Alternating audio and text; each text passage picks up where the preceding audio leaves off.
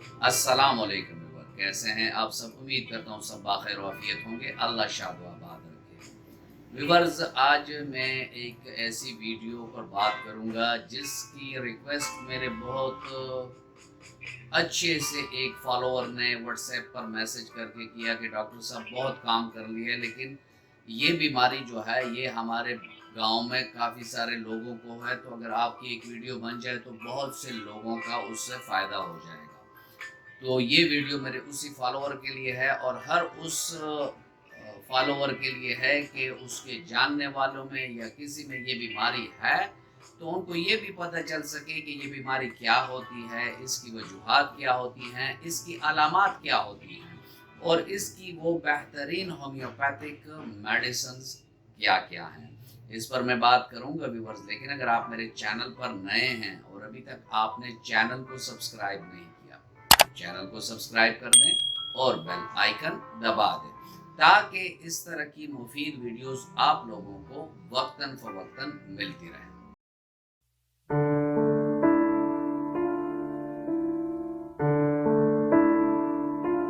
विवर carpal tunnel syndrome ये क्या होता है?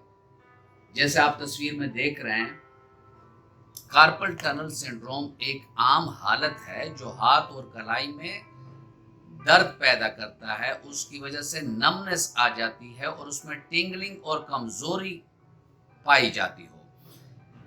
ये उस वक्त होता है कि हमारे जो कलाई के अंदरून कार्पल बोन्स हैं और उसके ऊपर लिगामेंट है और वहां से एक नर्व गुजरा होता है जिसको मीडियन नर्व कहते हैं।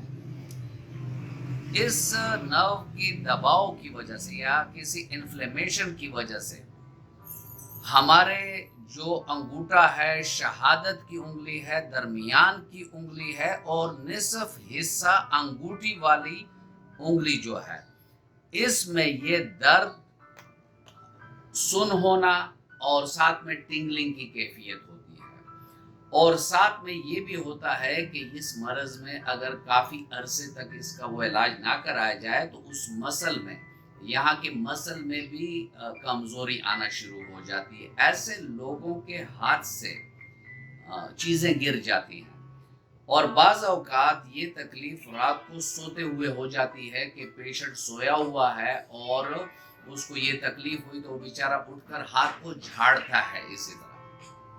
तो जिसकी वजह से थोड़े बहुत अलामात में कमी आ जाती है। वेवर, अब हम वजूहात पर चलते हैं कि क्या वजूहात हैं कि मतलब ये मसला हो जाता है। तो उसमें सबसे पहली वजह जो है वो है ऑक्यूपेशनल। ऑक्यूपेशनल को आप इस तरह समझ लें कि कोई ड्राइवर है गाड़ी, यानी रिस्ट की जो ये मूवमेंट है ना, ये ज़्यादा हो जिन लोगों की, तो उनको ज़्यादा चांस होता है कि कार्पल टनल सिंड्रोम हो जाए। इसमें लोहार हो गए हैं या कोई और मजदूरी करने वाले लोग हो गए जिनका रिस्क ज़्यादा इस्तेमाल होता है।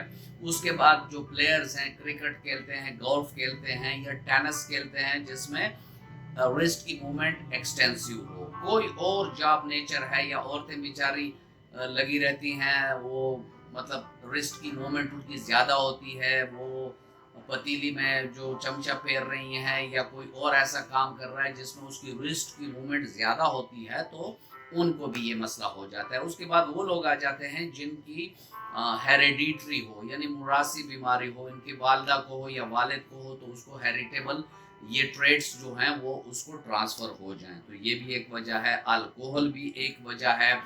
कोई ट्रामा हो गया, रिस्ट के जो ये कार्पल बोन्स हैं इसमें प्रॉब्लम हो गया है, मोच आ गई है या उसमें थोड़ा बहुत फ्रैक्चर आ गया है या उसमें जोर पड़ गया है, उसमें इन्फ्लेमेशन हो गई है, तो उन लोगों को भी ये मसला होता है।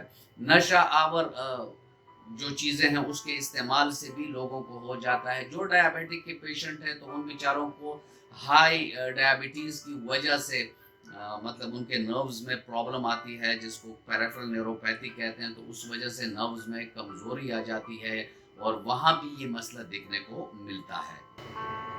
ट्यूमर्स हो गया कार्पल टनल बोन्स के साइडों में या टेंडन के नीचे, या वहाँ प्रोटीन की एबनॉर्मल एकामोडेशन, यानी प्रोटीन वहाँ बहुत ज़्यादा जमा हो गया जिसकी वजह से उसने मेडियन नर्व को कंप्रेस कर लिया, तो उसकी वजह से भी ये मसला आता है।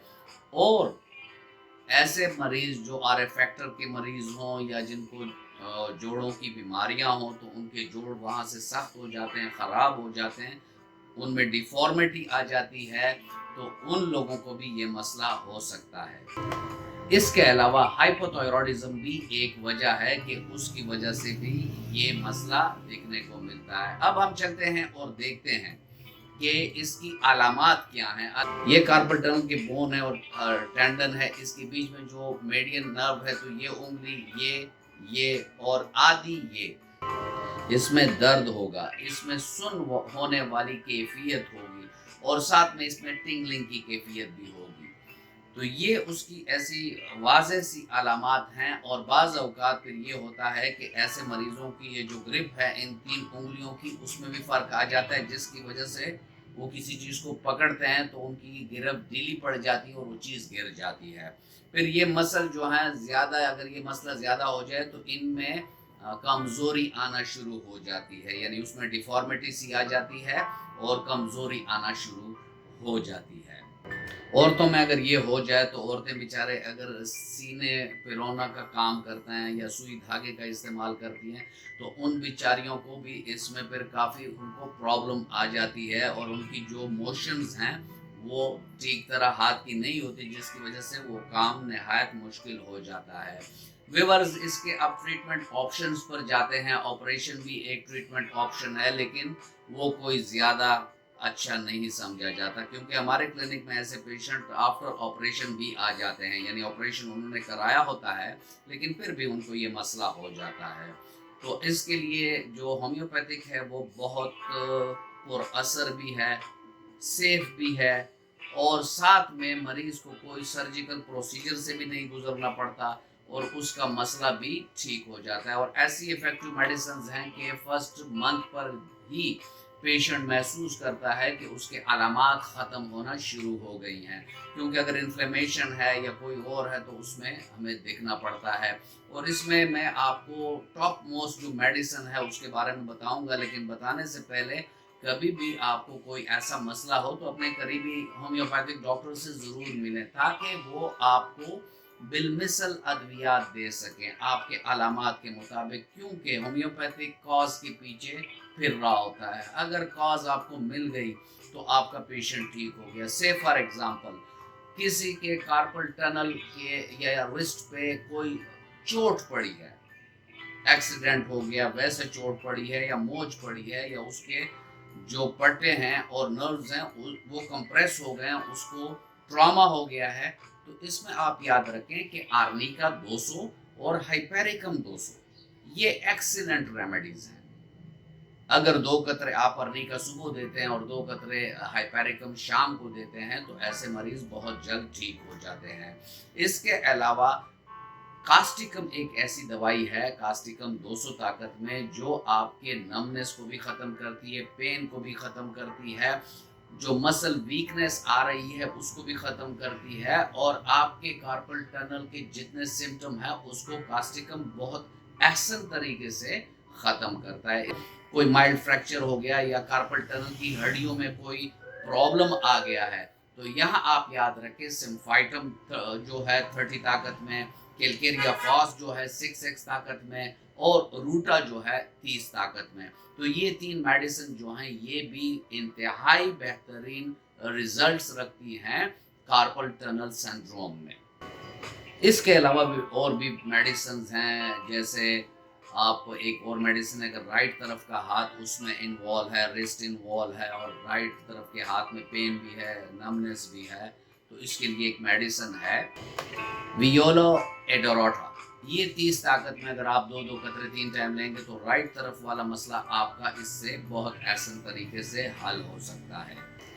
लेफ्ट में अगर कार्पल टनल सिंड्रोम है और उसमें टाइटनेस की कैफियत है, आपको इधर अपने उसमें खिंचाव सा महसूस हो रहा है, दर्द महसूस हो रहा है और आप जब उसको बर्फ़ की टकोर देते हैं तो उसमें थोड़ी बहुत पेशेंट को रिलीफ मिलता है, तो ऐसे में वाइकम जो है वो आप 30 ताकत में 2-2 कतरे 3 टाइम अगर आप देंगे तो उससे भी पेशेंट का मसला बहुत जल्द रफा हो जाएगा। व्यूअर्स याद रखें, जो अलामात होगी, जो उसकी स्पेसिफिक آپ کو پوائنٹ نظر آئیں گے، اگر آپ اس کے مطابق دوائی دیں گے، یہ نہیں کہ جتنی دوائیاں میں نے بتا دی سب اٹھا کر آپ یوز کرنا شروع کر دیں۔